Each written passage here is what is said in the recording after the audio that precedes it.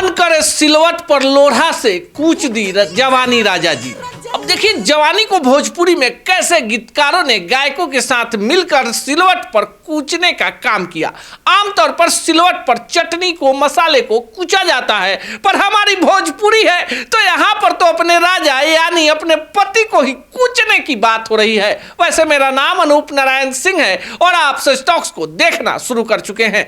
अगर आप भोजपुरी से प्यार करते हैं तो आपने एक गाना जरूर सुना होगा जिस गाने ने बड़ा इतिहास रचा और उस गाने के बोल थे राजा राजा राजा करे जमे समाजा उठा लो तनी कोरा भेटाई खूबे मजा। राजा राजा राजा करेजा में समाजा। देखिए कितना बढ़िया शब्द है। सीधे दिल के डॉक्टर के पास जाना नहीं है, दिल का दरवाजा खुल जाता है और प्रेमिका जो है अपने प्रेमी को सीधे अपने दिल में दस्तक देने के लिए इशारा करती है। बात यहीं रुक जाती तब भी हम इस पर कोई वीडियो नहीं बनाते, कोई टोका टोकी नहीं करते। दौर बदला, लोग बदले और भोजपुरी में अश्लीलता यानी अश्लीलता में भोजपुरी समाहित हो गई।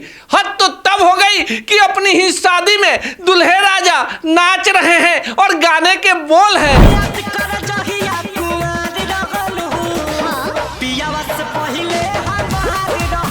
कि याद करो जहिया कुंवार रहलू अब पियवा से पहले हमार रहलू। अब अगर इसका अर्थ समझिए तो शादी के पहले जो लड़की जिसकी शादी होनी है वो किसी और की थी और दुल्हे राजा इसी पर नाच रहे हैं, पर जैसे शब्दों पर उनका ध्यान जाता है तो सोचिए उनके ऊपर क्या गुजरती होगी। हालांकि जिन शब्दों की हम चर्चा कर रहे हैं इनको भोजपुरी में श्रृंगार गीत कहा जाता है और इन गीतों को गाने में शायद ही भोजपुरी का कोई ऐसा गायक है जिसने कोई कमी छोड़ रखी होगी।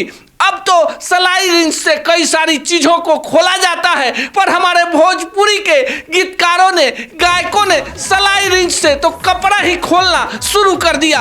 हालांकि हम आरोप किसी एक गायक पर लगाएंगे तो जात पात का आरोप हम पर ही लग जाएगा। इसलिए जितने भी भोजपुरी के ऐसे टैलेंटेड गीतकार हैं, गायक हैं, उनकी जाति और सरनेम को हटा दीजिए और उन्हीं से सवाल कीजिए कि क्या पियवा से पहले हमार रहलू और उन तमाम गीतों को अपनी बहन, माँ, पत्नी और बेटी के साथ बैठकर सुन सकते हैं। अगर नहीं तो फिर हम और आप ऐसे गंदे गीतों को क्यों सुनते हैं। आइए बिहार सरकार की इस मुहिम में हम भी शामिल हो जाएं और ऐसे गंदे गीतकार और गायकों का बहिष्कार करें जिनके ऊपर 8 मार्च से बिहार में रोक लग गई है।